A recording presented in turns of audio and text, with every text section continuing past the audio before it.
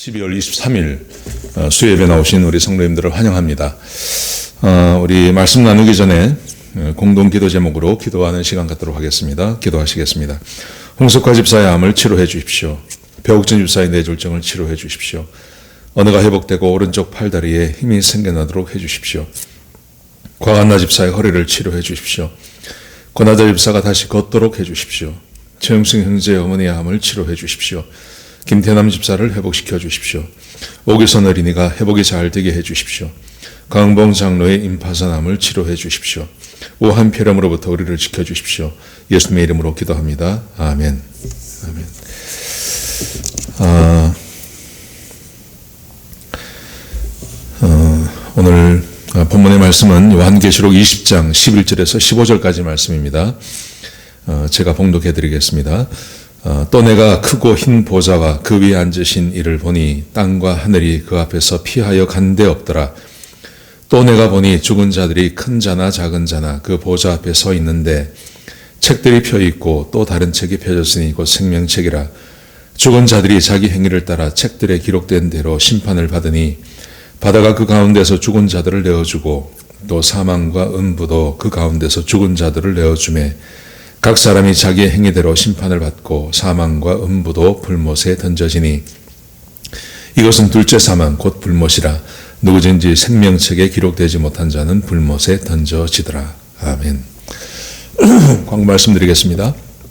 내일은 24일인데 내일 저는 8시에 우리 성탄 감사 예배를 드립니다. 그래서 많이 오시고 또 우리 사진 각 가정의 사진 좀 오늘 저녁에라도 우리 이 목사님한테 좀 보내주시면 내일 우리 예배 드릴 때 좀 같이 얼굴도 좀 보고 그런 시간 가졌으면 좋겠습니다. 그렇게 협조해 주시기 바랍니다. 오늘 본문의 말씀은 최후의 심판에 대한 말씀입니다. 최후의 심판이 있느냐 없느냐 또 우리는 있다고 믿죠. 그런데 기독교 내에서도 최후의 심판에 대해서 다른 견해를 가진 사람들이 종종 등장합니다. 예를 들면 무심판을 주장하는 사람들이 있습니다. 무심판, 심판이 없다는 말이죠. 왜냐하면 하나님은 사랑의 하나님이신데 그 사랑의 하나님의 개념에 맞지 않는 것, 걸맞지 않는 게 심판이라는 거예요.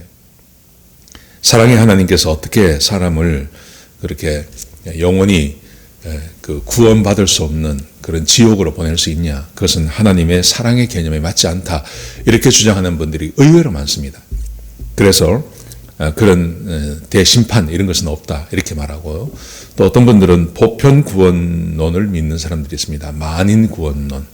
그래서 하나님께서는 모든 사람을 구원하시고 모든 사람을 용서하시지 하나님께서 심판하셔서 지옥에 보내는 것은 없다. 이렇게 주장하는 분들이 계십니다. 무심판론입니다.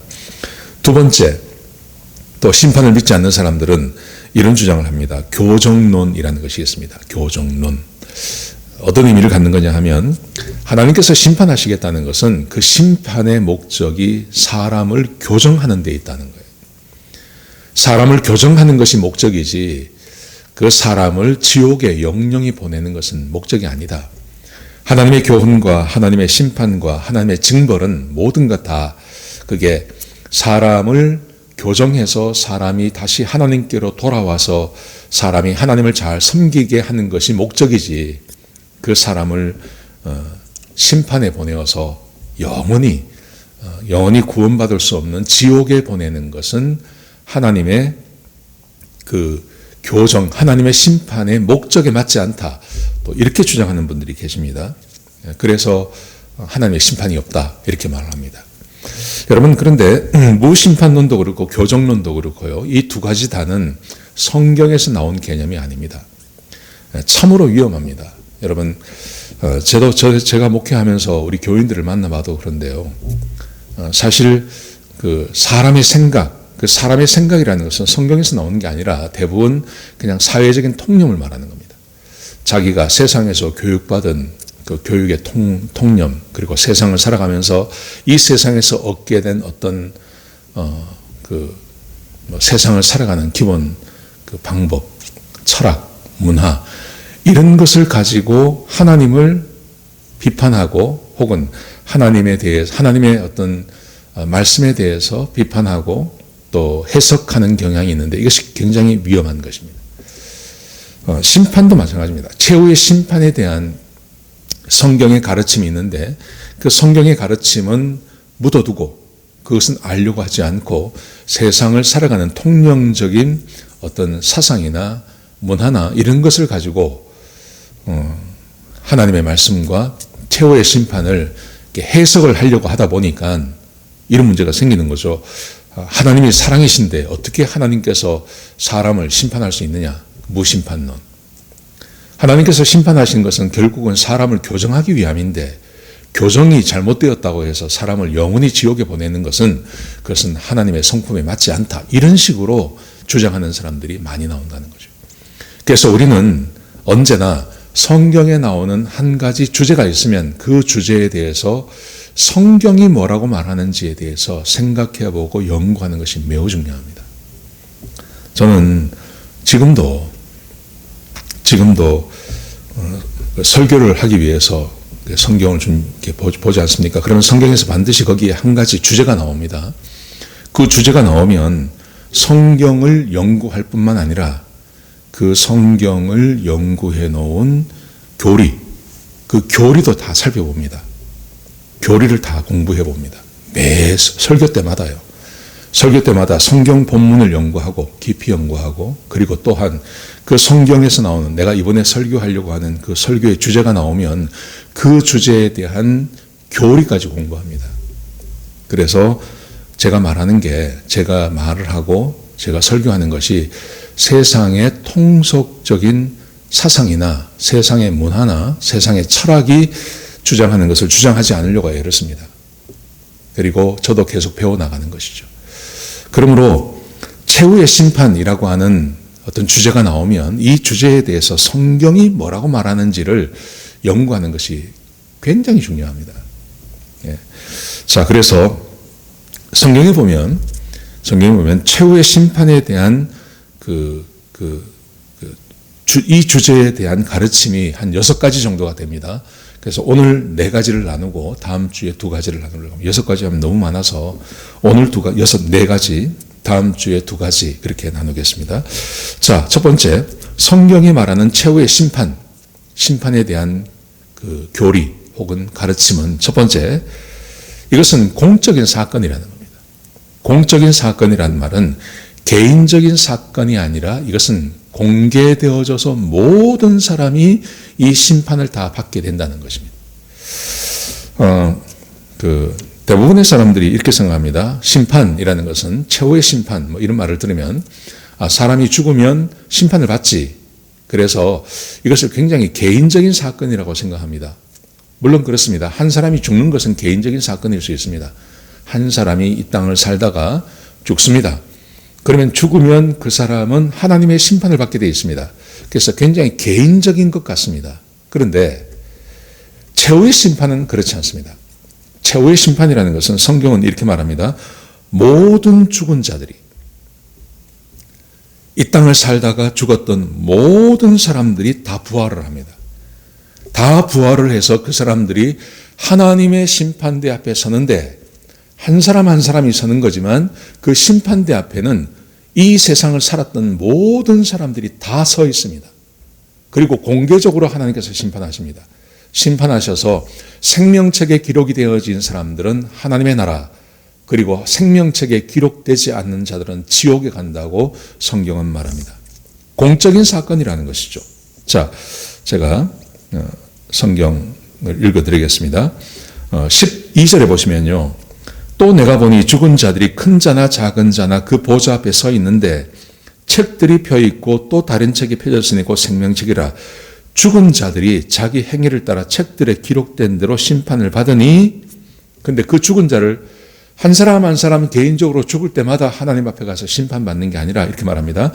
바다가 그 가운데서 죽은 자들을 내어주고 또 사망과 음부도 그 가운데서 죽은 자들을 내어주매 각 사람이 자기의 행위를 따라 심판을 받고, 모든 죽은 사람들이 다 일어나서 공개적으로 하나님 앞에 심판받는 것, 그게 최후의 심판이라고 말씀하십니다. 여러분, 그러므로 최후의 심판이라는 것은 공적인 사건입니다. 이것은 개인적인 사건이 아니라 공적인 사건이다. 예외 없이 모든 죽은 사람이 한 곳에 모여서 한 시간에 공개적으로 심판을 받고, 생명책에 기록이 된 사람들은 하나님의 나라, 생명책에 기록이 되지 않는 사람들은 영원한 지옥에 들어가는 것. 이게 최후의 심판의 첫 번째 모습이라는 것이죠. 그러므로 무심판 아닙니다. 그리고 교정론도 아닙니다. 여러분, 성경을 보셔서 아시겠지만 하나님께서 이스라엘 백성들에게 얼마나 많은 기회를 주십니까? 그리고 교정할 수 있는 기회를 주십니다. 심지어 그들을 노예로 팔아서까지 교정할 수 있는 기회를 주셨는데 안 됩니다. 사람이 변하지 않습니다. 교정만으로 사람이 변하지 않습니다. 그래서 하나님께서는 심판을 하시는 것입니다. 자, 두 번째, 그러면 최후의 심판의 목적이 뭐냐는 것입니다. 최후의 심판의 목적 두 가지입니다. 첫 번째, 최후의 심판의 목적은 하나님의 영광입니다. 하나님의 영광. 하나님의 영광이라는 것은 하나님이 하나님으로 드러나는 것을 말하는 것입니다. 우리가 살고 있는 이 세상을 바라보면 하나님이 계시지 않은 것 같습니다. 우리가 살고 있는 세상을 보면 하나님의 말씀에 순종하는 사람이나 하나님의 말씀에 순종하지 않는 사람이 명확히 딱 차이가 나는, 하나님의 말씀에 순종하는 사람들에게는 하나님의 영광이 임하고, 하나님 말씀에 순종하지 않고 범죄하고 죄 짓는 사람들에게는 하나님의 징계가 임하는 그런 명확한 구분이 있는 세상이 아닙니다. 아직은. 그래서 이 세상에는 하나님의 영광이 드러나지 않습니다. 그래서 방자하고 오만한 사람들이 하나님의 이름에 먹칠을 합니다. 하나님의 이름을 비웃지 않습니까? 요즘 한국도 그렇고 미국도 그렇고 이런 일 때문에 교회를 문을 닫아버리죠. 교회 못 모이게 합니다. 법적으로 교회를 못 모이게 만듭니다. 마음대로 할 수 있다는 것이죠. 자기들이. 하나님의 영광이 드러나는 것이 아닌 것 같습니다. 여러분, 그런데 최후의 심판이 생겨나면 어떤 일이 있냐 하면 모든 사람이 하나님 앞에 가서 심판을 받습니다. 특별히 범죄하고 죄짓고 하나님 말씀에 순종하지 않고 하나님을 멀리하던 그 사람들이 자기의 행위를 따라 심판을 받습니다. 이것을 뭐라고 말하냐면 하나님의 영광이 드러난다고 이야기하는 겁니다. 자, 보십시오. 12절을 보십시오. 또 내가 보니 죽은 자들이 큰 자나 작은 자나 그 보좌 앞에 섰는데 척들이 펴있고 또 다른 책이 펴졌으니 곧 생명책이라. 죽은 자들이 자기 행위를 따라 책들에 기록된 대로 심판을 받으니, 죽은 사람들, 심판 앞에 서 있는 모든 사람들이 자기의 행위를 따라 심판을 받습니다. 선을 행한 사람들은 선을 행한 대로, 악을 행한 자들은 악을 행한 대로, 생명책에 기록이 되지 않는 사람들은 모든 사람들이 하나님의 앞에 와서 죄의 심판을 받습니다. 죄를 지은 사람이 죄의 값을 치르는 것, 그게 하나님의 영광이 드러난다고 말하는 것입니다. 이 세상에서는 하나님의 영광을 드러내는 방법이 두 가지입니다. 첫 번째는 하나님의 백성들이 하나님의 말씀을 하나님 말씀에 순종하고, 그리고 하나님을 내 개인의 구주로 영접하고 하나님을 왕 삼고 사는 삶, 그걸 통해서 하나님의 영광이 드러납니다. 또 하나는요, 하나님을 인정하지 않고 하나님을 믿지 않는 사람들이, 그 사람들이 하나님 앞에 와서 심판을 받음으로 하나님의 영광이 드러나는 것입니다. 하나님의 영광을 드러내는 건 두 가지입니다. 그런데 그 두 가지 영광이 확연히 드러나는 것이 바로 최후의 심판이라는 것이죠. 그래서 하나님을 부정하고 하나님을 부인하고 하나님의 백성들을 박해하던 그 사람들이 하나님 앞에 서서 하나님의 심판을 받음으로 하나님의 영광이 드러나게 되는 것입니다. 이게 첫 번째 목적입니다. 두 번째 목적은요, 하나님께서 이 세상의 주인이심을 드러내시는 것입니다. 하나님이 이 세상의 주인이심을. 그게 최후의 심판의 목적입니다. 자, 고린도전서 15장 28절을 제가 읽어드리겠습니다. 만물을 그에게 복종하게 하실 때에는 만물을 그에게 복종하게 하실 그때가 있다는 거죠. 세상 모든 만물이 하나님 앞에 와서 복종하는 시간이 있습니다. 지금은 그렇지 않습니다. 사람들이 하나님 말씀에 순종하지 않지 않습니까? 그런데 복종하는 그때가 있다는 겁니다. 그게 언제냐 하면, 자 보십시오. 아들 자신도 그때 만물을 자기에게 복종하게 하신 이에게 복종하게 되리니, 예수님께서도 복종하신다는 것입니다. 하나님 앞에요. 어떻게 하냐면, 이는 하나님이 만유의 주로서 만유 안에 계시려 하심이라. 이 말이 참 어렵습니다. 하나님이 만유의 주로서 만유 안에 계시려 하심이라. 이 말이 참 어려운데 이 번역이 어렵게 한 겁니다. 이 말은 어떤 의미냐 하면 이겁니다. 이는 하나님이 만유의 주로서 만유의 주이심을 나타내는 것입니다. 하나님이 온 세상의 주인이심을 나타내는 그 시간이 있다는 겁니다. 그게 언제입니까? 그게 바로 최후의 심판입니다.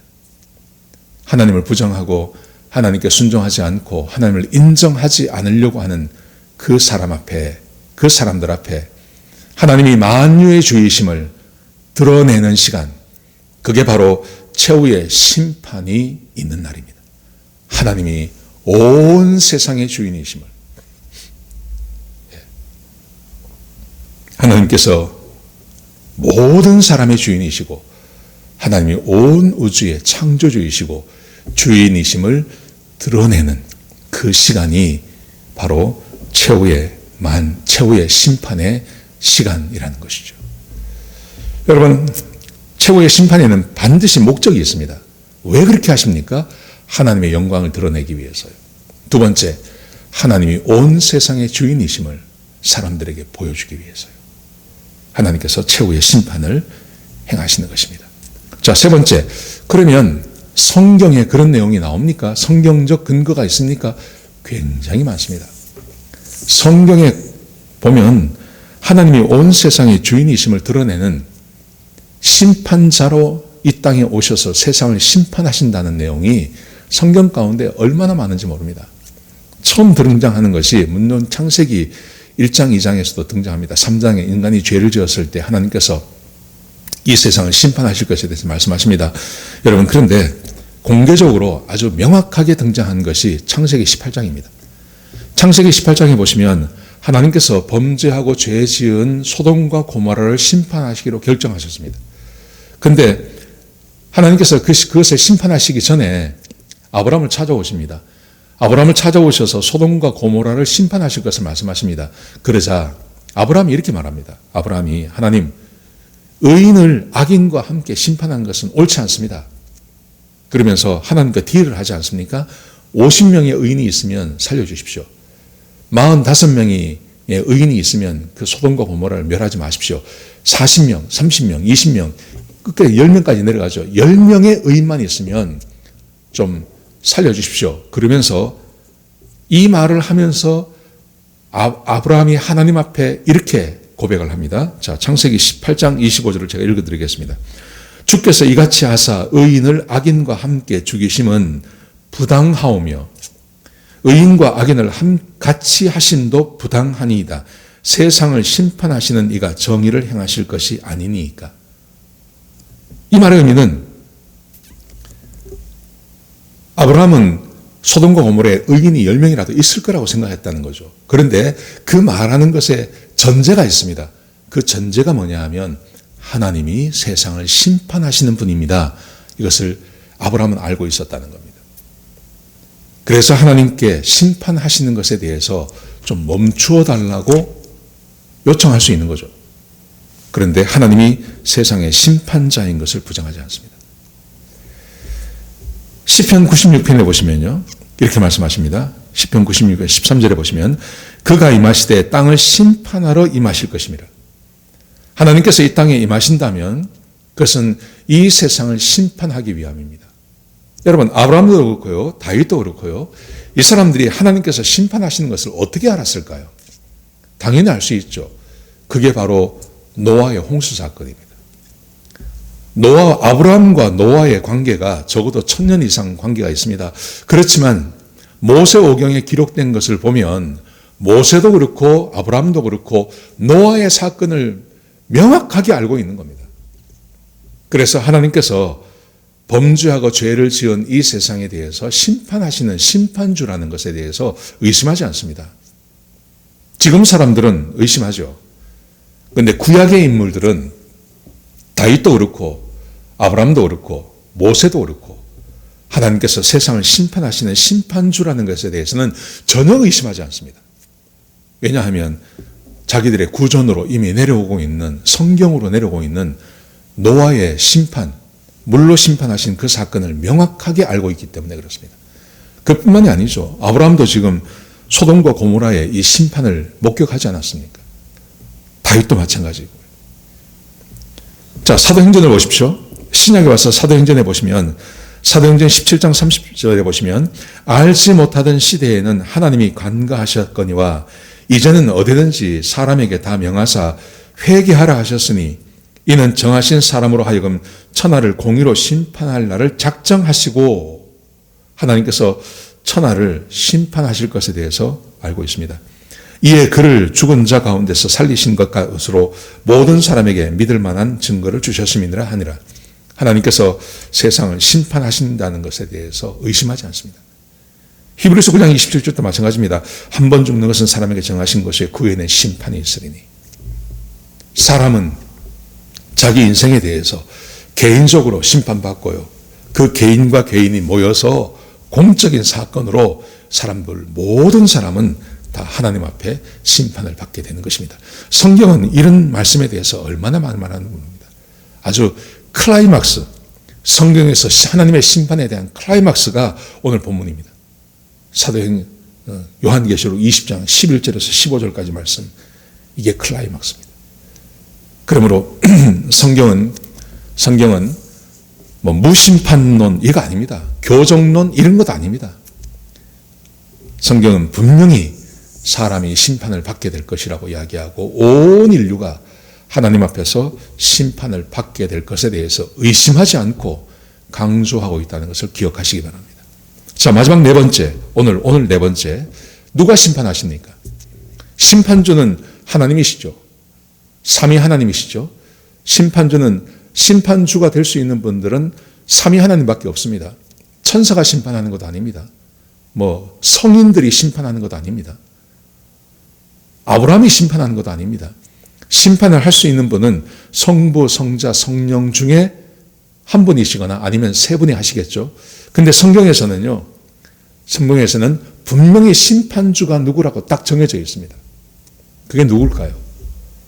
많은 사람들이 하나님이라고 생각합니다. 근데 하나님 아닙니다. 성부 하나님이 아니라 성경에서는 심판자는요, 성자 하나님이십니다.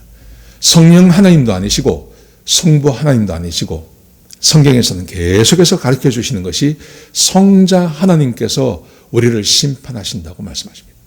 자, 대표적인 말씀을 같이 한번 보시겠습니다. 요한복음 5장 21절에 보시면요, 이렇게 말씀하십니다. 아버지께서 죽은 자들을 일으켜 살리심 같이, 예수님께서 직접 말씀하신 것입니다. 아들도 자기가 원하는 자들을 살리느니라. 아버지께서 아무도 심판하지 아니하시고 심판을 다 아들에게 맡기셨으니, 예수님께서 직접 말씀하십니다. 하나님이 심판하지 아니하시고 그 심판을 성자 하나님께 맡기셨습니다. 그래서 심판을 다 아들에게 맡기셨으니 이는 모든 사람으로 아버지를 공경하는 것 같이 아들을 공경하게 하려 하심이라. 아들을 공경하지 아니하는 자는 그를 보내신 아버지도 공경하지 아니하느니라. 예수님을 하나님의 인간의 몸을 가지고 오신 그 예수님이 성자 하나님이라는 것을 강조하시기 위해서 하나님께서 선택하신 것, 그게 바로 심판주 되시는 분이 예수님이라는 것을 우리에게 가르쳐주고 있는 겁니다. 예.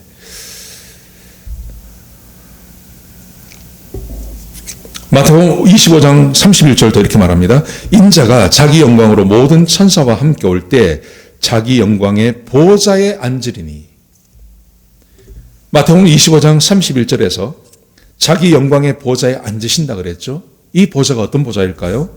요한계시록 20장 11절에 또 내가 크고 흰 보좌와 그 앞에 그 위에 앉으신 이를 보니 땅과 하늘과 그 앞에 피하여 간 데 없더라.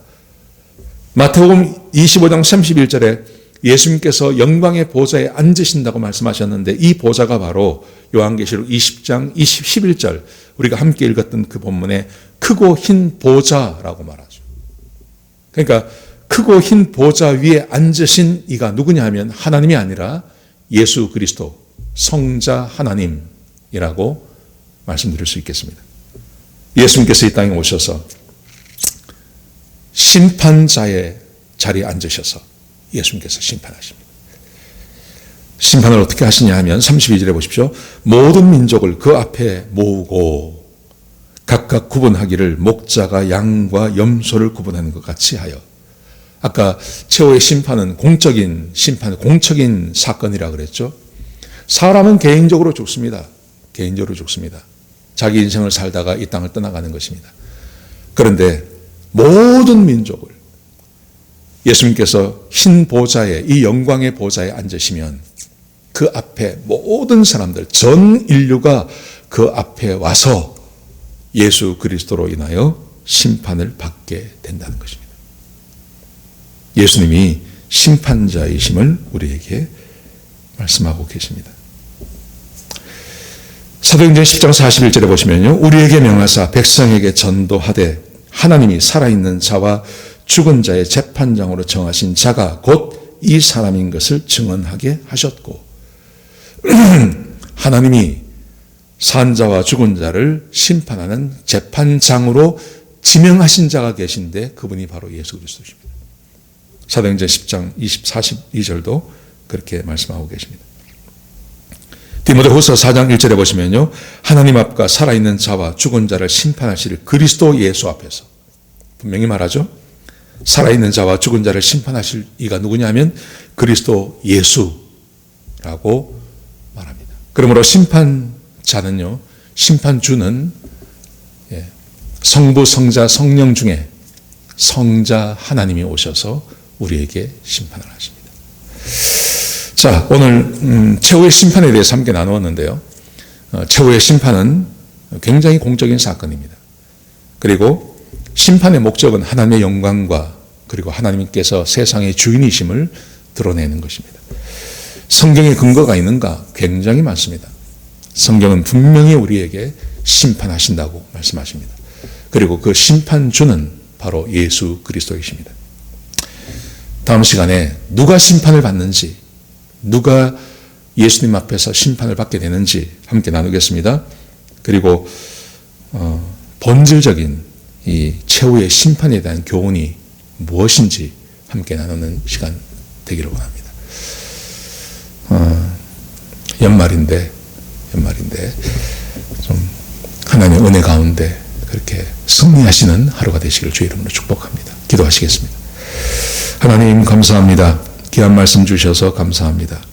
하나님 우리 앞에 최후의 심판이 있음을 알게 하시고 특별히 내가 예수 믿고 구원받고 하나님의 백성이 되어서 내 이름이 하나님의 생명책에 기록되어 있는 것을 분명히 아는 주의 백성이 되게 하여 주옵소서. 아버지 하나님 이 세상을 부러워하지 말게 하시고 이 세상에 영원한 안식이 없다는 것도 알게 하여 주시옵소서. 우리의 본향이 있다는 것을 기억하게 하시고 천국을 사모하는 삶을 살 수 있도록 역사하여 주옵소서. 이 모든 말씀을 예수님의 귀하신 이름으로 간절히 기도드렸습니다. 아멘.